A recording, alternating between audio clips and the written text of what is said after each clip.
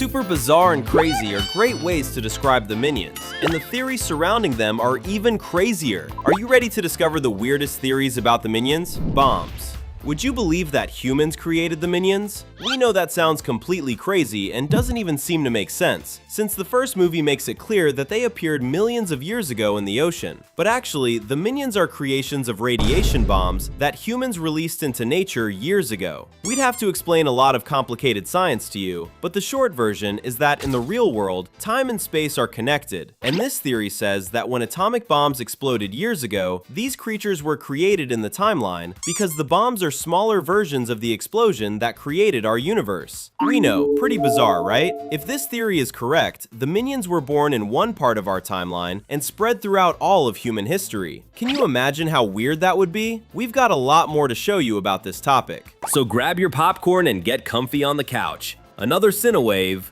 is starting. Don't let me go.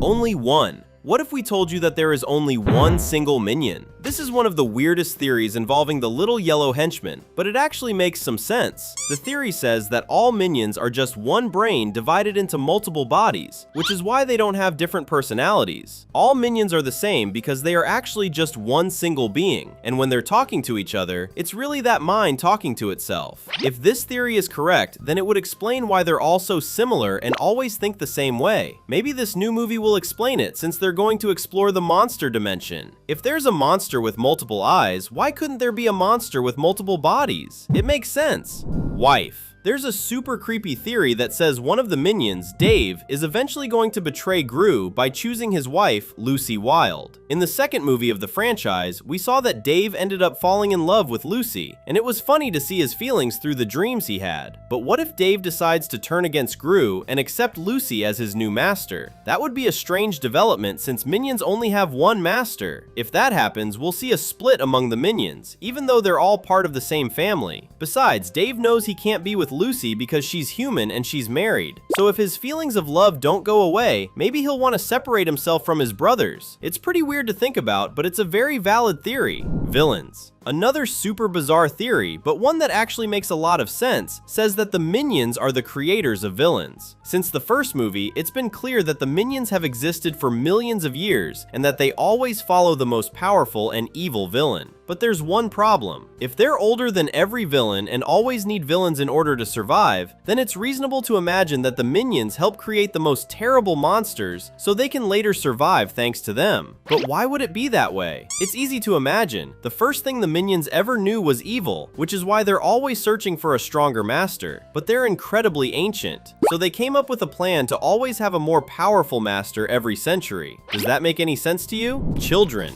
There's a creepy theory that says the minions are actually children. Yes, that's a very strange and bizarre thing to think about, but it's one of the most famous theories on the internet. You've probably already noticed that minions behave like a specific group of people, children, and that they were created in a laboratory after villains experimented on innocent children. For a long time, this theory claimed that Dr. Nefario was the creator of the minions, using children he had taken from their parents. But that whole idea was forgotten after Minions 1 showed that the henchmen are extremely ancient. Now, the idea that they're children isn't actually that bizarre. We'll talk more about that in the next item on the list. Would you like to have a minion as a friend? Comment the hashtag minion so we can get to know each other. Babies. What if the minions are actually babies? That's not a hard thing to imagine. The very first minion scene makes it clear that they took millions of years to evolve, and that they never died. The theory says that the little henchmen take more than 1,000,000 years to grow up. In other words, they're not immortal like everyone thinks. They simply take more than 1,000,000 years to be born, grow up, and grow old.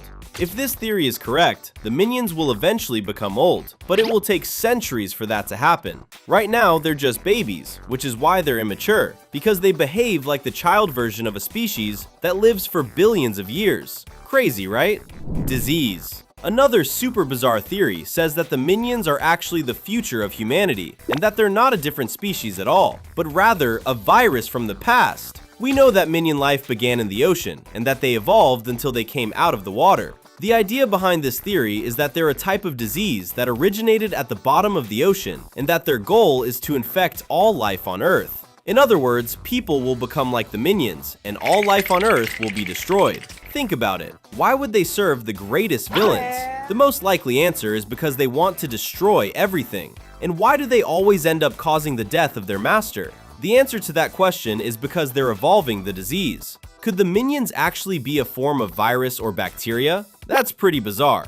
Aliens. The most famous theory about the minions is that they're aliens. Of course, that's also the easiest idea to imagine. If that's really true, then they were dropped here by some alien species millions of years ago, probably to take over the planet, or simply to get rid of the minions, since they cause so much chaos. And if you think there's no proof that they could be aliens, let's look at what the minions are like.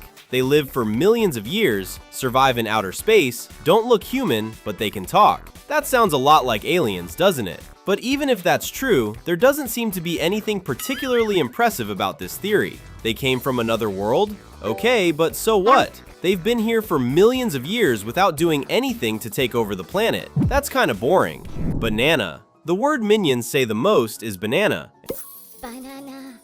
And they're completely crazy about this fruit. They're capable of doing just about anything to get one, and that's pretty interesting. Here's a fun fact. The fruit banana has that name in more than 50 different languages. Did you know that? Languages that have absolutely nothing to do with one another use the same word to describe the fruit, and that's proof that the minions are the ones who gave it that name. On top of that, we believe bananas are the minions' favorite food because they're the only thing that truly nourishes their bodies. Just like we can't live without water, they can't live without bananas. Have you had any water today? And what about a banana? Have you eaten one? Heroes. Now, one of the craziest theories of all about the minions says that they're actually superheroes. Seriously, and it makes perfect sense. The minions are responsible for the deaths of all their masters. They burned Dracula, made the Tyrannosaurus Rex fall into a volcano, crushed an evil pharaoh, and all of that looks like the little henchmen simply messing everything up. But what if it's actually part of a huge plan? The minions might be geniuses with an incredible strategy. They want to protect the world, and because of that, their biggest goal is simple: destroy every villain.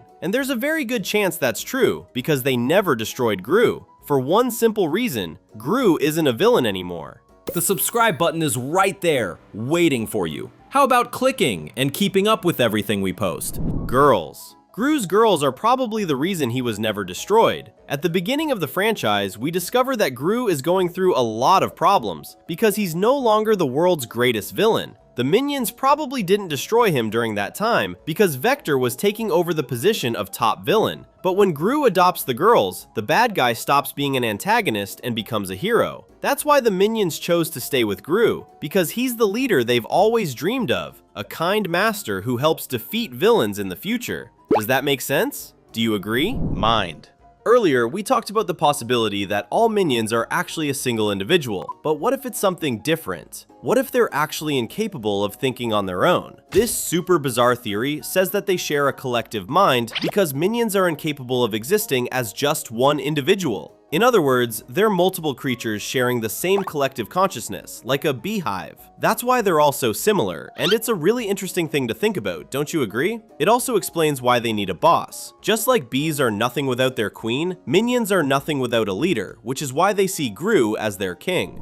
Names. We don't know the minions' real names. Stuart, Bob, Kevin, and Dave are the names we know them by. But at the same time, that doesn't make any sense, does it? The minions have names that belong to ordinary people today, yet they've existed for millions of years, from long before human beings even existed. Do you see how strange that is? There's no way their real names are Bob and Stuart. Those names didn't even exist when they were born. That's why this theory says that the minions are actually lying to everyone and hiding their real names. Either that, or they change their names depending on the master they're serving. Maybe the Tyrannosaurus Rex called Kevin something completely different in dinosaur language. Males.